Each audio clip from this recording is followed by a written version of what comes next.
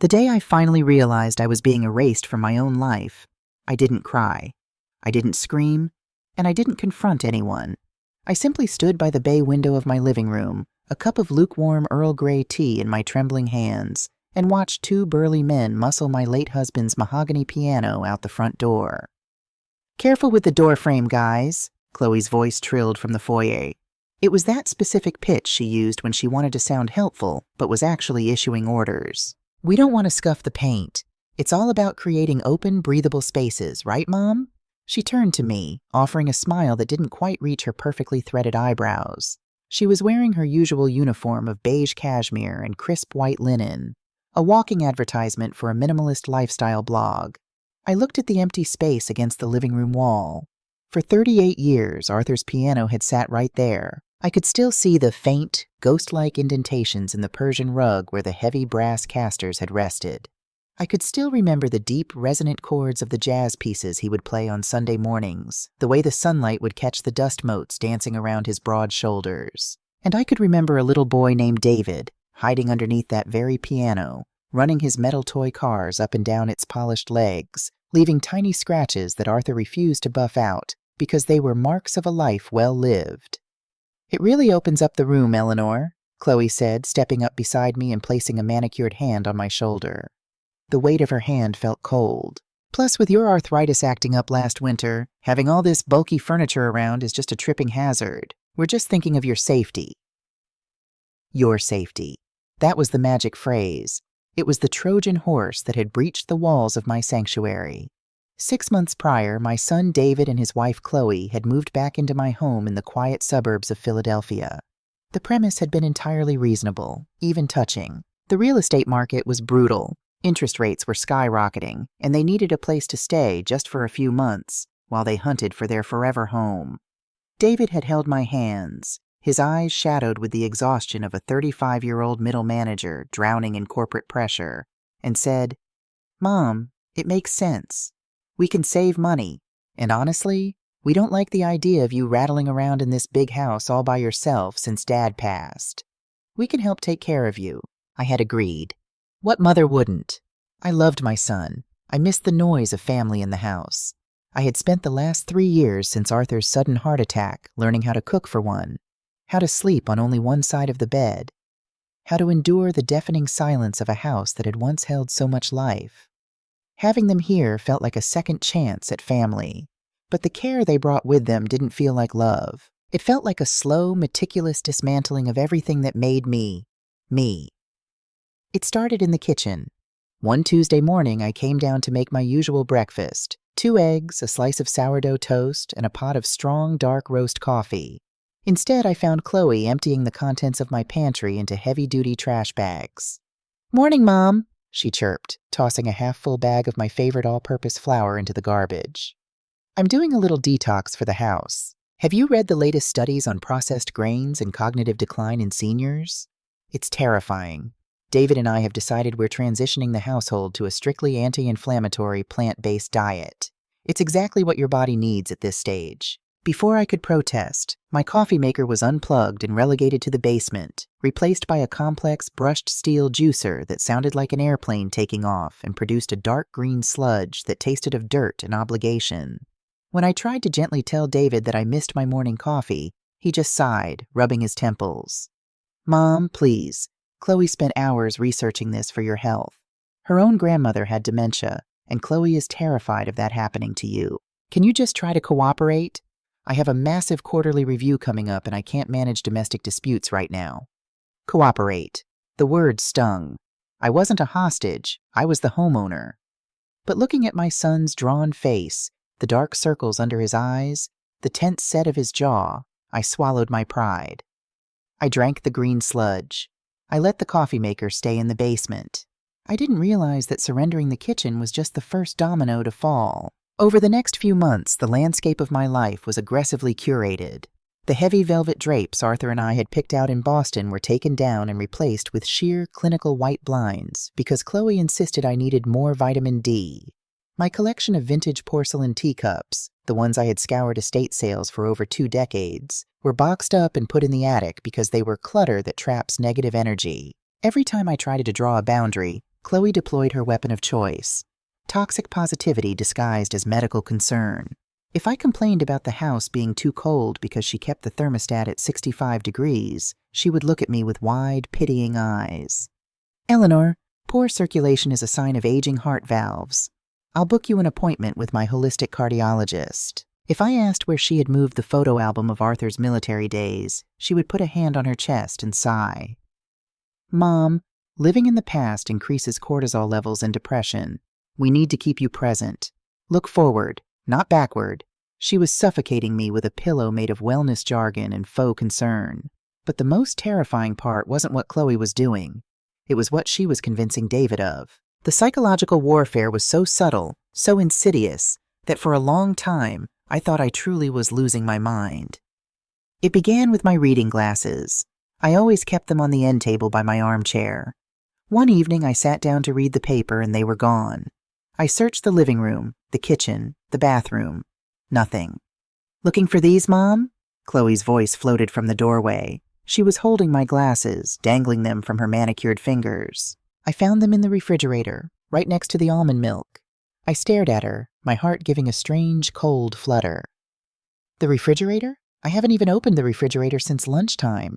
Chloe gave a sad, knowing look toward David, who was working on his laptop at the dining table. It's okay, Eleanor. Memory lapses are completely normal at 68. We just need to be more mindful. I didn't put them there, I insisted, my voice rising a fraction. David, I didn't put them there. David didn't even look up from his screen. Mom, nobody else would put glasses in the fridge. It's fine. Just try to be careful. If you leave things in strange places, you might leave the stove on next. A week later, I missed a dentist appointment. I had written it on the kitchen calendar, my system for 20 years. But when the receptionist called to ask where I was, I looked at the calendar, and the square for that Tuesday was blank. The ink had been perfectly erased. I told you about it yesterday, Mom, Chloe said that evening, serving me a bowl of unseasoned quinoa. I reminded you twice. Don't you remember our conversation by the sink? No, I said, panic rising in my throat like bile. No, we never had that conversation, Chloe. Mom, David slammed his laptop shut, the sharp sound echoing in the dining room. He looked at me, and what I saw in his eyes wasn't love. It was burden. It was the look a man gives a broken appliance he doesn't have the money to fix. She told you. I heard her. You're forgetting things. You're forgetting a lot of things lately, and it's starting to really worry us. He hadn't heard her. He was at the office all day yesterday.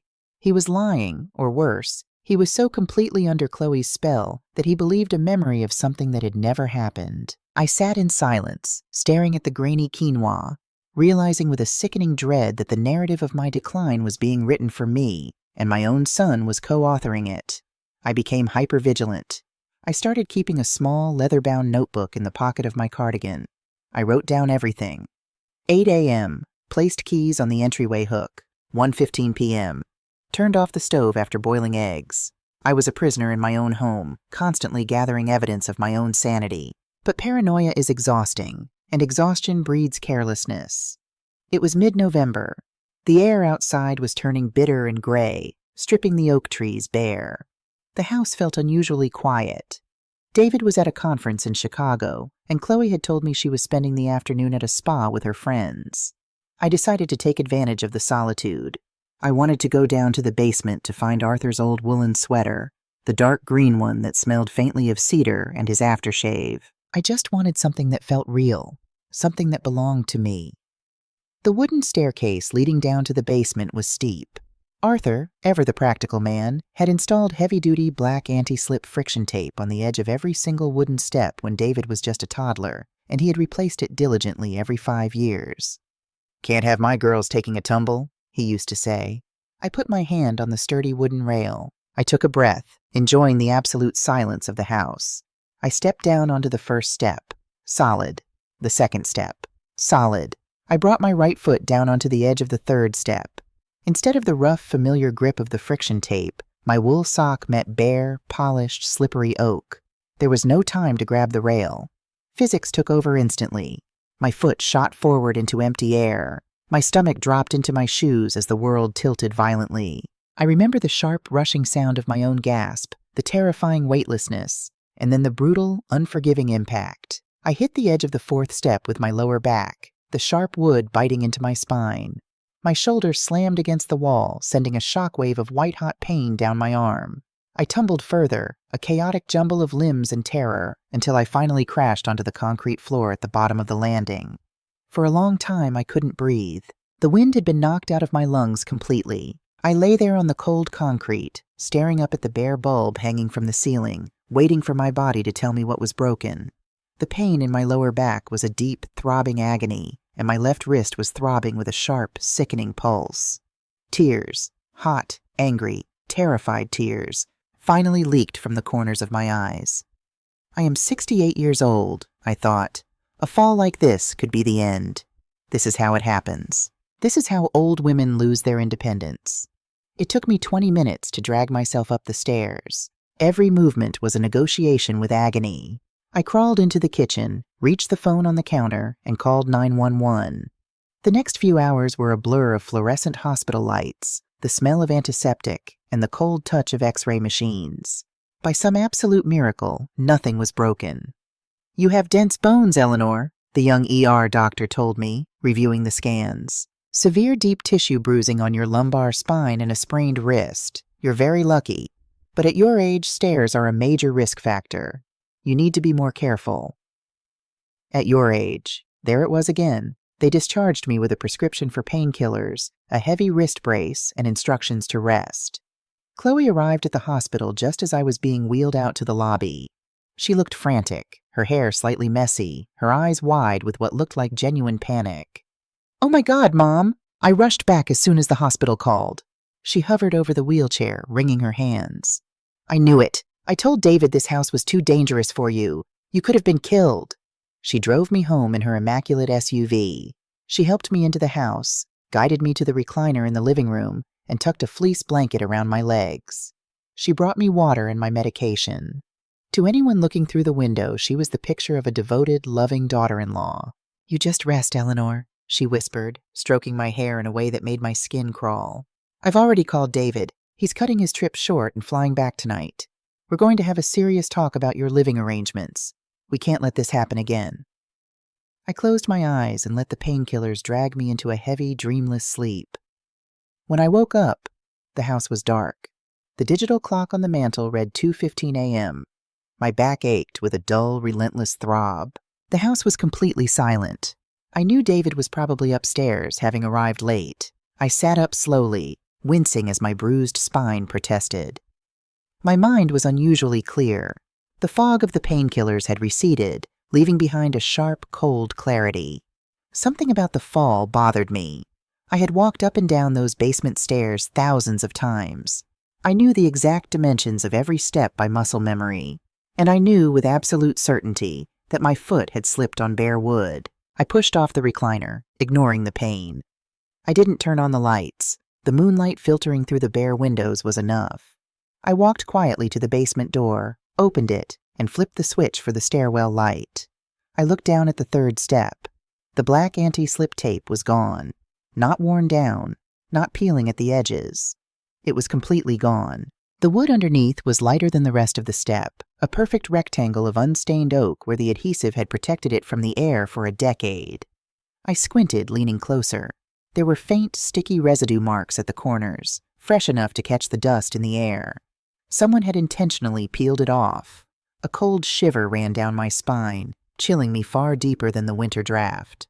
Arthur's tape didn't just fall off. It required a heat gun or a specialized solvent and a lot of elbow grease to remove.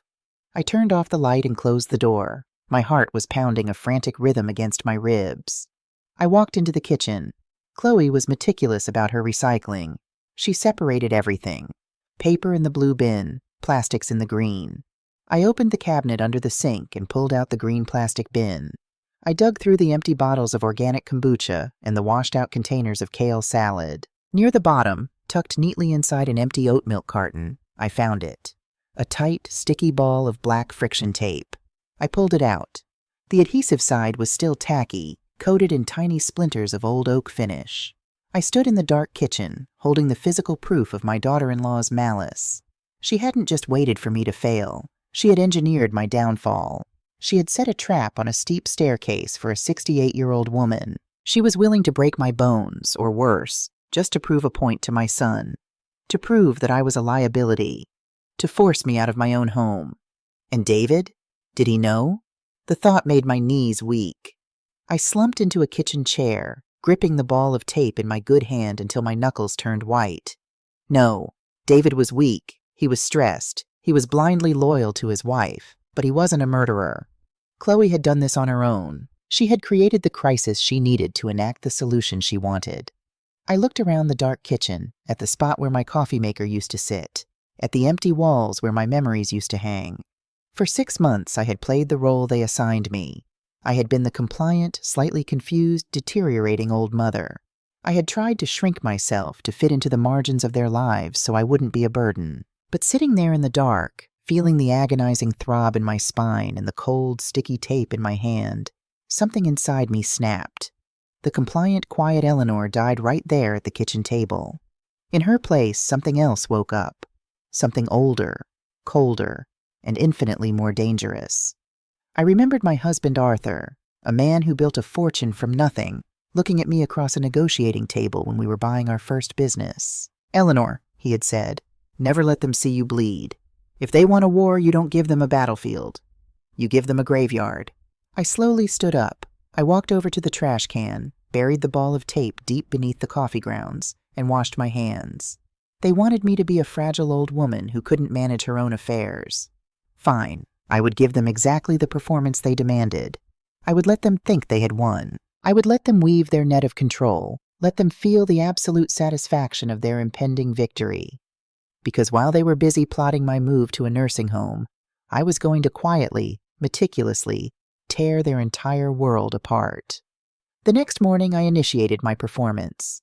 When Chloe came downstairs, radiating her usual aggressive morning energy in a pair of sleek athleisure leggings, I was sitting at the dining table, staring blankly at an unlit candle. I had removed my makeup, let my hair hang loose and unstyled, and allowed my shoulders to slump inward. The heavy medical brace on my left wrist rested on the oak table like a tragic prop. "Good morning, Eleanor," Chloe sang out, bustling toward the refrigerator to fetch her alkaline water. "How are we feeling today? On a scale of 1 to 10, how is the back?"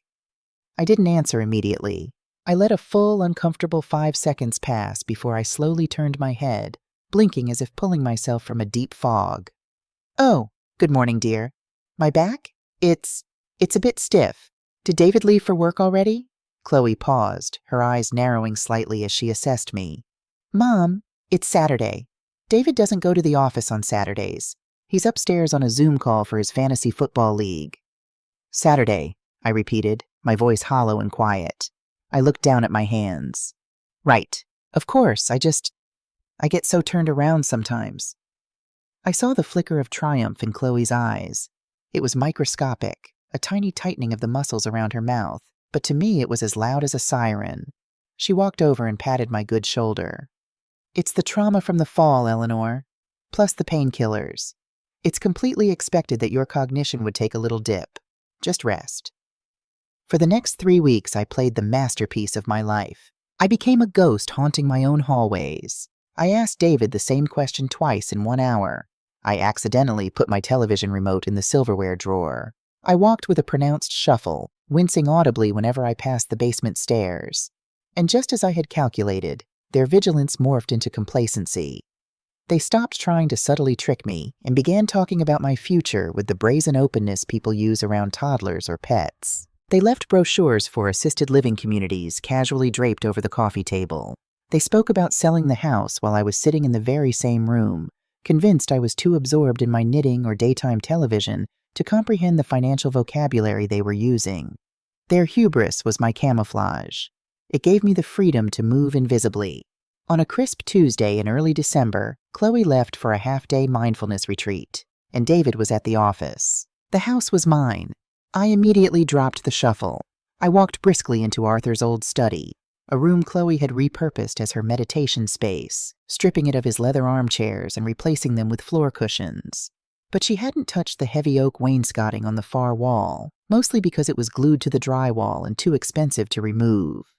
Arthur had been a man who trusted banks for his money, but not for his secrets. Behind the third oak panel from the corner, concealed by a nearly invisible magnetic latch, was a flat, fireproof wall safe. He had shown it to me a decade ago, laughing that he felt like a spy in a Cold War movie. I pressed my thumb against the hidden groove and slid the panel back. The keypad beeped faintly as I punched in our anniversary date. The heavy steel door swung open. Inside lay the archived history of our marriage. Our original marriage certificate, David's birth records, Arthur's honorable discharge papers, and a thick accordion-style folder bound by a frayed elastic band. I pulled the folder out, brought it to the kitchen island, and began to sift. I wasn't looking for cash. I was looking for leverage. I needed to know exactly what assets they thought they were getting when they forced the sale of this house. There were old life insurance policies that had already paid out, tax returns from the 90s, and deeds to cars we hadn't owned in 20 years. But tucked in the very back, inside a yellowed manila envelope, was a heavy parchment document with an embossed state seal. It was a property deed, dated 40 years ago, for a parcel of land in upstate New York. I remembered it vaguely. Shortly after we were married, Arthur had bought it on a whim from a grieving widow who needed quick cash. It was 40 acres of rugged, undeveloped woodland bordering a large, unnamed lake. We had gone up there exactly once, camped in the freezing rain, and decided we were not outdoor people. Arthur used to joke that it was his apocalypse bunker, but over the years we had simply forgotten about it. The annual property taxes were so minuscule they had just been auto-drafted from an old checking account we barely monitored. I ran my fingers over the typed ink. The deed was held under a joint tenancy with right of survivorship. That meant when Arthur died, the property had bypassed probate entirely. It belonged solely, unequivocally, to me. I pulled my iPad from my tote bag. I had let Chloe believe I didn't know how to connect it to the Wi-Fi, but in reality, I used it every night when they were asleep. I typed the county name and the parcel number into the local tax assessor's database. The page loaded. My eyes scanned the screen, stopping abruptly at the assessed value column. I took off my reading glasses, rubbed my eyes, and put them back on. The number hadn't changed. It was 7 digits long. My heart began a slow, heavy thud against my ribs. I opened a new tab and searched the local news for the specific county and lake name. The headlines flooded the screen in bold black font. Silver Lake Eco Resort gets final zoning approval. $1 billion luxury wellness retreat to break ground in spring. Developers scramble for remaining lakefront parcels. I clicked on a topographical map of the proposed resort. Right in the center, acting as the crucial connecting artery between the planned golf course and the luxury waterfront villas, was a red shaded square representing a privately owned parcel holding out on the sale. It was my 40 acres. I sat at the kitchen island, the afternoon sun casting long shadows across the granite countertop. I wasn't just a widow sitting on $500,000 of suburban home equity. I was sitting on a gold mine, a highly coveted, strategically vital piece of commercial real estate worth millions. And David and Chloe had absolutely no idea. They had been so focused on vultures circling the carrion of this house that they had missed the crown jewels entirely. I carefully folded the deed, slipped it into my tote bag, and closed the hidden safe. I had found my armor. Now I needed to understand exactly the nature of the enemy I was fighting. I had spent months directing my silent rage at Chloe. It was easier that way. It is a terrifying thing for a mother to look at her own child and see a monster. It was safer to believe that my sweet, sensitive David, the boy who used to cry when he accidentally stepped on a snail, had simply been corrupted by a manipulative, greedy woman. I believed he was weak, yes, but I didn't believe he was cruel. 2 nights later, the universe decided I was strong enough to bear the absolute truth. It was past 1 a.m. A winter storm had rolled in, lashing sleet against the bedroom windows. I woke up needing a glass of water. I slipped out of bed, leaving the lights off, and stepped into the hallway. As I passed the staircase leading down to the main floor, I heard a voice. It was a hushed, frantic whisper coming from Arthur's old study below. I crept silently down the stairs, pressing my back against the wall to avoid the boards that creaked. I stopped on the bottom landing, hidden in the shadows, just outside the partially open door of the study. David was pacing. The glow from his laptop illuminated his face, highlighting the deep lines of stress etched around his mouth. He was holding his phone to his ear, his knuckles white. "I know what the margin call is, Greg," David hissed into the phone, his voice tight with panic. "I saw the email. You don't need to call me at 1 a.m. to remind me." He stopped pacing and rubbed his forehead aggressively. "Look, I told you I have the capital coming," David said, pleading now. "The crypto fund tanked. I get it. I know I leveraged too much, but I have an asset. We're putting my mother in a facility by the end of the month. The house will go on the market the second week of December. It's a seller's market. It'll go for at least $700,000. The equity will cover the shortfall in the bridge loan." I stopped breathing. The air in the hallway turned to ice. "No, Chloe doesn't know the extent of the debt," David whispered harshly, glancing nervously toward the ceiling. "And she can't know. If she finds out I blew our savings and leveraged my 401k on a shadow fund, she'll divorce me before the ink is dry. She thinks we're selling the house to invest in a rental portfolio for passive income. Let her keep thinking that." A long pause as the man on the other end spoke. David's shoulders slumped. "She won't be a problem," David said, and the cold clinical detachment in his voice made my stomach heave. "My mother is basically out of it anyway. She fell down the stairs last month, totally lost her grip. She barely knows what day it is. We're having the lawyer draw up the power of attorney this week. I'll have full signatory control. I just need a 30-day extension on the loan, Greg, please. I'm giving you a guaranteed payout." He wasn't protecting me. He wasn't even protecting his wife. My son, my flesh and blood, had gambled away his life on foolish, arrogant investments. And instead of facing the consequences like a man, he had looked at the woman who gave him life, the woman who had wiped his tears and paid his college tuition, and saw nothing but a lifeline made of cash. Chloe was terrible, yes. She was narcissistic and manipulative, but she was just the blunt instrument. David was the architect of my destruction. He had watched her strip away my dignity, watched her lay the groundwork to declare me incompetent, and he had silently cheered her on because her cruelty perfectly served his desperate financial need. He was willing to lock his perfectly sane, healthy mother in a nursing home, a place where I would slowly wither and die from isolation, just to cover up his own humiliating failures. I turned around and walked silently back up the stairs. My legs felt like lead, but my posture was perfectly straight. I didn't shed a single tear. The reservoir of maternal forgiveness, a well I had drawn from for 35 years, had instantly and permanently dried up. When I reached my bedroom, I sat on the edge of the mattress and looked out at the sleet hammering the glass. I thought about the power of attorney document he mentioned. They were going to try to force my hand soon. Thanksgiving was exactly 1 week away. It was the perfect time for a family intervention. They would corner me, use my supposed fragility against me, and demand I sign my life away. I reached for my iPad on the nightstand. I opened my encrypted email account and drafted a message to a name I had found during my research a few days prior. Sterling & Associates, one of the most ruthless and respected elder law and estate planning firms in Philadelphia. "Mr. Sterling," I typed, my fingers steady on the glowing screen. "I require immediate legal counsel regarding the establishment of an irrevocable trust and the sale of commercial real estate. Time is of the essence. I am available to meet discreetly this Thursday." I hit send. The fragile, confused Eleanor, who was afraid of the stairs, was dead. Arthur's wife, the woman who had helped build an empire from a single storefront, had returned. Thanksgiving was coming. They were preparing to carve me up and serve my assets to save themselves. They had no idea that I was the one bringing the knife. 2 days before Thanksgiving, I sat in a high-backed leather chair in the downtown offices of Sterling & Associates. Arthur Sterling was a man who looked like he had been carved out of granite and aged in oak. He didn't offer me platitudes or pity. He offered me a cup of black coffee and a sharp, calculating gaze as I laid the upstate New York property deed on his massive mahogany desk, right next to the flash drive containing the audio recording of David's late-night phone call, which I had managed to capture on my phone. "My son intends to have me declared incompetent to seize my primary residence to cover his debts," I stated, my voice steady, devoid of the tremor I had been practicing at home. "I need to protect my assets, all of them, and I need to ensure that when he makes his move, he walks directly into a steel wall." Sterling listened to the recording. He reviewed the deed.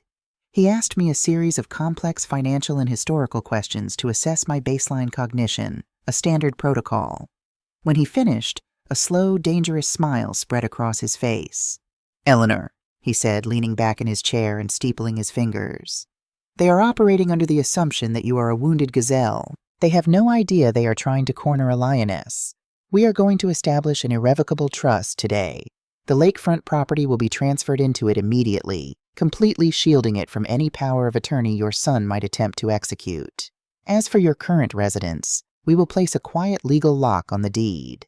If they try to list it, red flags will trigger across the county registry.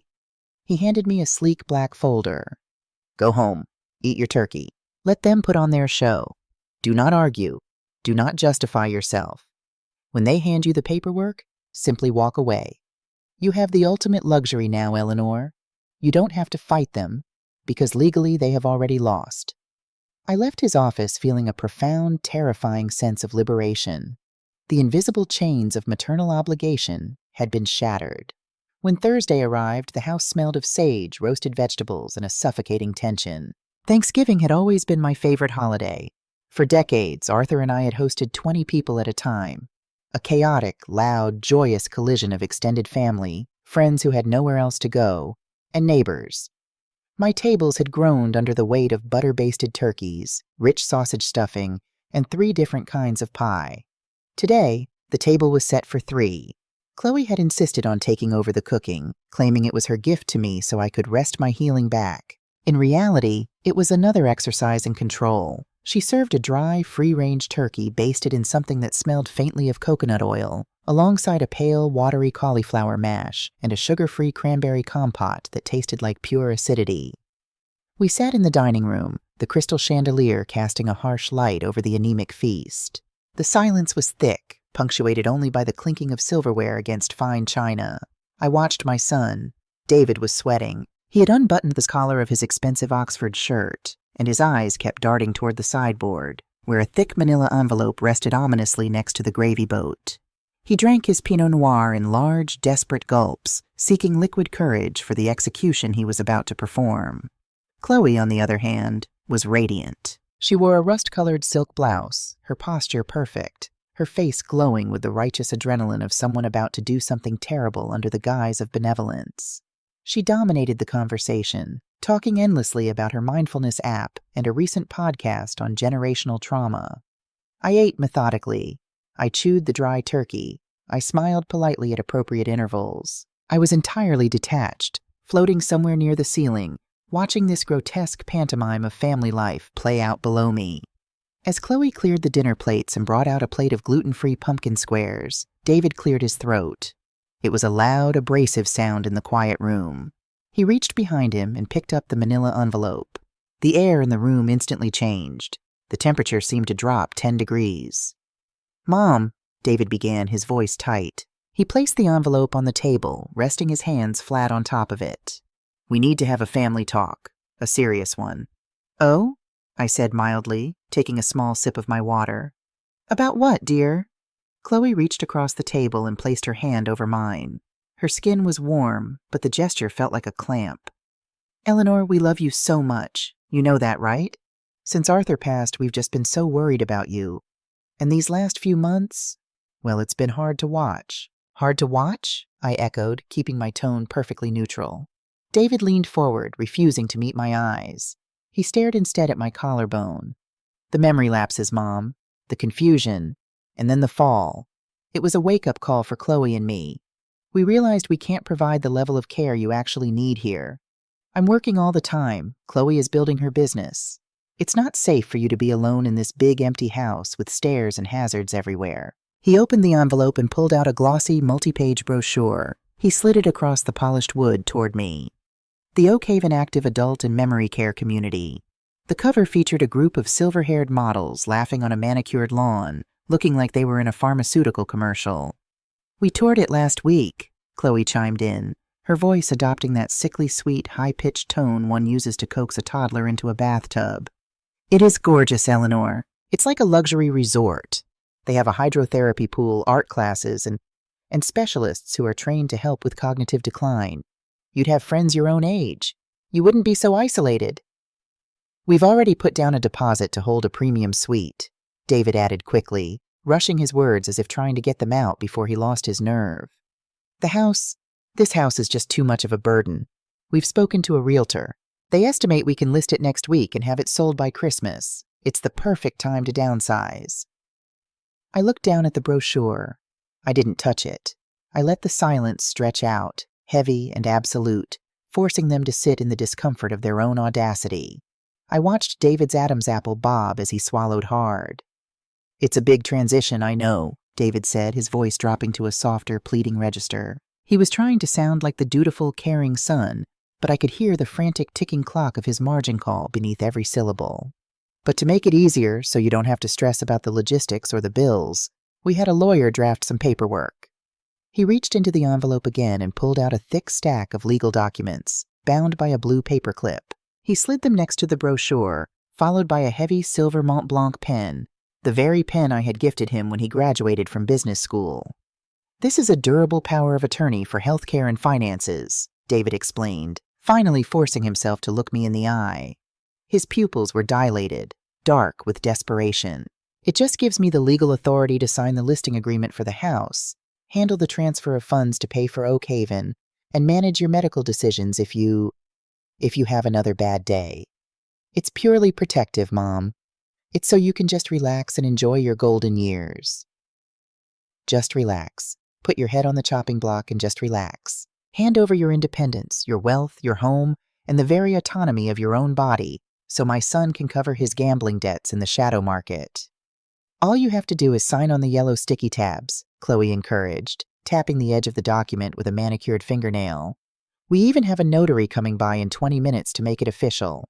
We wanted to get it done on a holiday, surrounded by family, so you feel supported." Supported. Ambushed. The semantics of betrayal. I looked at the documents. The crisp white pages filled with dense legalese, designed to strip away 68 years of agency with a few strokes of ink. I looked at the silver pen, then I looked at my son. I stripped away the veil of maternal blindness and saw him not as the boy I had raised, but as the man he had chosen to become. A man who would trade his mother's freedom for a bailout. I didn't scream. I didn't cry. The time for tears had ended in the dark on the basement stairs. I reached out and picked up the silver pen. David let out a breath he had clearly been holding for minutes. Chloe's shoulders dropped in visible relief, a triumphant, self-satisfied smile blooming on her lips. They thought they had won. They thought the old, confused woman had simply surrendered to the inevitable. I held the pen in my right hand, feeling its familiar weight. I looked at the line designated for my signature, and then, very calmly, I placed the cap back on the pen.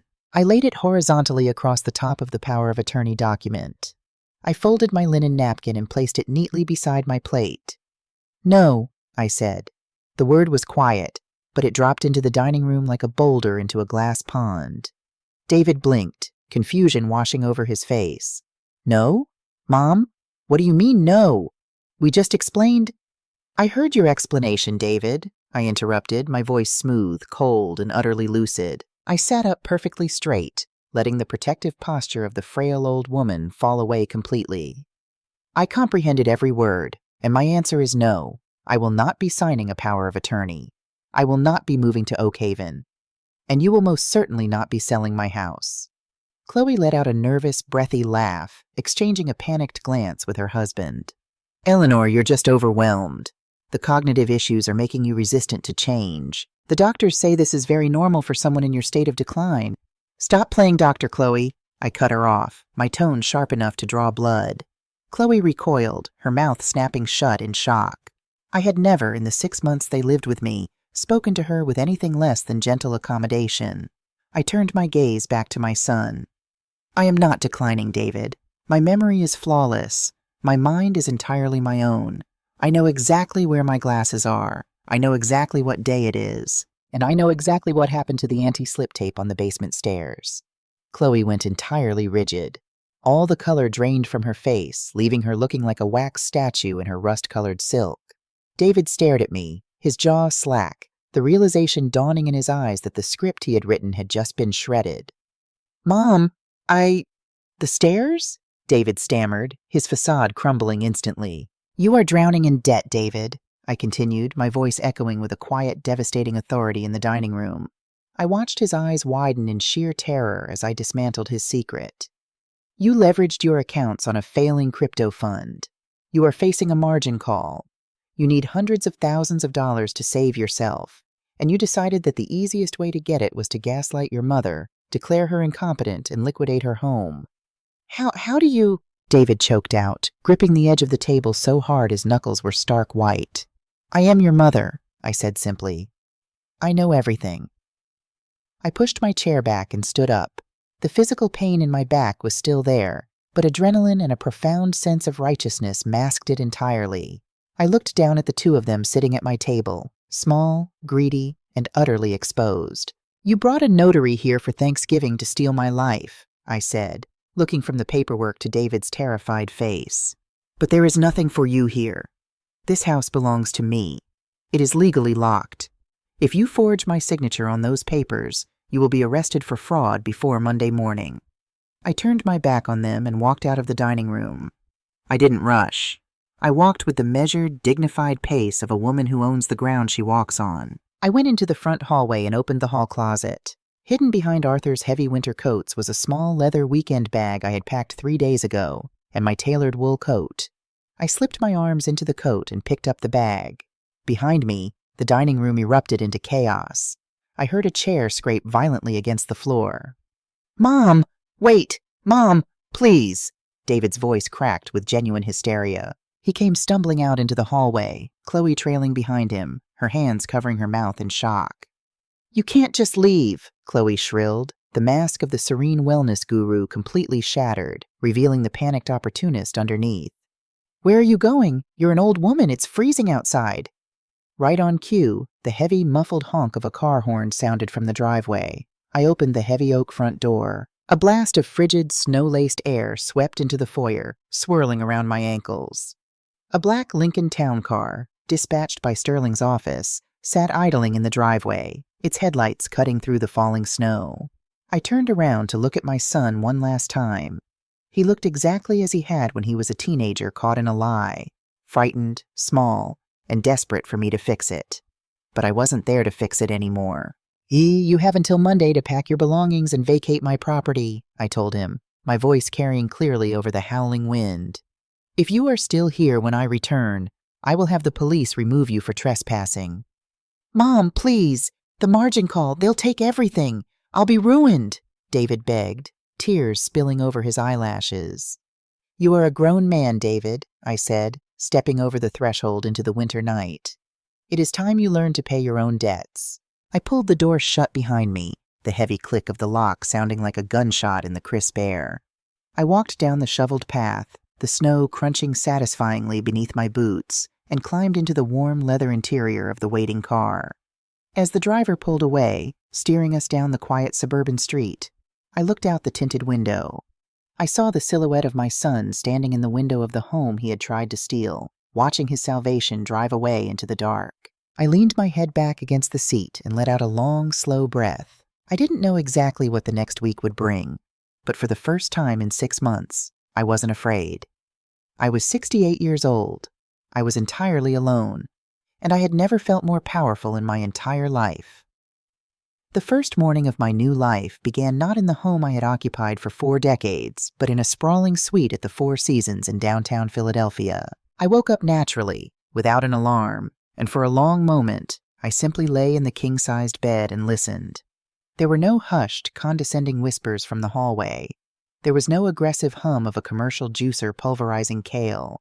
There was only the faint, distant hum of city traffic, the sound of the world moving forward, and me along with it. I ordered room service, a pot of dark roast coffee and a warm croissant with real butter, and sat by the floor-to-ceiling window overlooking the gray, wintry skyline. I felt a profound sense of peace, but I knew this was the calm before the hurricane. You do not back a desperate animal into a corner and expect it to quietly go to sleep. David and Chloe were going to strike back, and they were going to use every dirty tactic in their arsenal. Monday arrived, the deadline I had given them to vacate the house.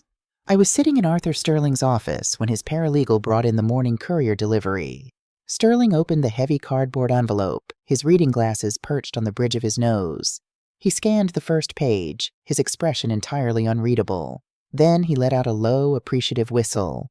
"Well, Eleanor," Sterling said, sliding the thick stack of legal documents across the desk toward me. They didn't pack their bags. Instead, they went nuclear. I picked up the top page. It was a court summons, a petition for emergency guardianship. I read the legal jargon, feeling a cold knot form in my stomach despite all my preparation. According to the petition filed by David, I was a danger to myself and others. It claimed I had abandoned my home in a state of severe delusion, that I was incapable of managing my finances, and that I required immediate, involuntary placement in a secure medical facility. But the truly terrifying part was the addendum. "They have a medical affidavit," Sterling noted, tapping the second page. "A Dr. Julian Vance, a licensed psychiatrist. He signed a sworn statement asserting that based on family reports and a telehealth observation, you exhibit classic late-stage markers of vascular dementia." I stared at the doctor's signature, Chloe. This had Chloe's fingerprints all over it. She was in marketing. She knew how to spin a narrative, and she clearly knew a doctor with flexible ethics who was willing to diagnose an unseen patient for the right price. If a judge signed this emergency order, sheriff's deputies could literally show up at my hotel, strip me of my rights, and lock me in Oakhaven against my will. "They think they've trapped you," Sterling said quietly, leaning forward. "They are betting everything on the assumption that an elderly woman who has recently suffered a fall and is under extreme stress will crumble under the intimidation of a court order." I looked up from the papers, meeting Sterling's sharp gaze. I reached into my leather tote bag and pulled out a heavy, sealed envelope bearing the crest of Penn Medicine, one of the premier neurology institutes in the country. I placed it on the desk. 2 days after I fell down the stairs, while David and Chloe thought I was sleeping off the painkillers, I took a taxi to the university hospital, I said, my voice perfectly level. I checked myself in for a comprehensive 3-day cognitive and neurological evaluation, MRIs, psychological profiling, memory stress tests, everything. Sterling's eyebrows shot up. A slow, brilliant smile spread across his face as he reached for the envelope. "The chief of neurology, doctor. Eris Thorne signed the final report himself," I continued, feeling the ghost of Arthur standing right behind my chair, nodding in approval. "He certified that my cognitive function is in the top 10th percentile for my age group. I have 0 markers for dementia, vascular or otherwise. My mind is entirely sound." Sterling opened the envelope, his eyes devouring the official medical charts. He began to laugh, a rich, booming sound that echoed off the mahogany walls. "Eleanor," he chuckled, shaking his head in absolute awe, "you didn't just build a wall. You built a guillotine." I knew Chloe was laying the groundwork to call me crazy, I said coldly. I just needed to let her commit perjury to do it. "This Dr. Vance is going to lose his medical license for signing a fraudulent affidavit, and Chloe and David could face charges for elder abuse and filing a false police report," Sterling said, his legal mind already calculating the destruction. He picked up his desk phone. "I'm going to schedule an emergency mediation for tomorrow morning. We'll invite their lawyer here. We won't even need to go before a judge. We are going to end this in this very room." The next morning, the air in the conference room at Sterling & Associates was frigid. I sat at the head of the long oak table, dressed in a tailored charcoal suit that I hadn't worn since Arthur's funeral. I wore my grandmother's pearl necklace. I looked exactly like what I was, a matriarch of substantial means who was completely in control of her faculties. At 10 a.m. precisely, the heavy glass doors swung open. David walked in first. He looked completely unraveled. His eyes were bloodshot, his skin pale, his suit jacket wrinkled as if he had slept in it. The margin call was clearly tearing him apart from the inside. Chloe followed, exuding a brittle, desperate kind of arrogance. She wore a power suit, her jaw set tight, carrying a designer briefcase like a shield.